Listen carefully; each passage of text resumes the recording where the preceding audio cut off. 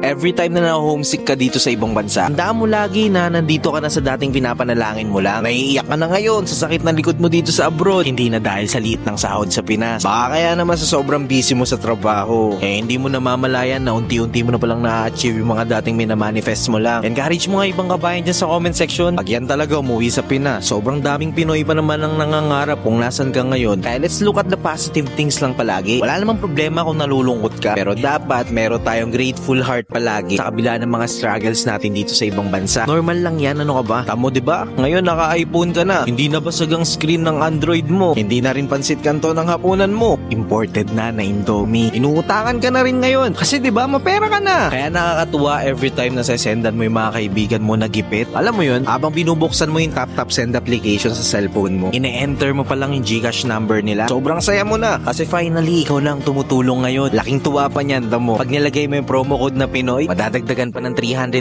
pesos yung ipapadala mo. Mabilis na, high exchange rates, may bonus pa na 390 pesos dahil sa promo code na Pinoy. If titignan mo naman talaga kabayan, malayo-layo ka pa nga. Pero try mo lumingon sa likod, malulula ka at sobrang layo mo na. Basta wag ka lang mapapagod lumaban. Lakasan mo lang palagi ang loob mo para sa mga taong naniniwala sa'yo. Pag nadapa, umayo. Pag umiyak, edi punasan mo. Tapos laban ulit. Kaya mo yan. I-motivate lang natin yung isa't isa. Kaya i-share mo na tong video na to, kabayan.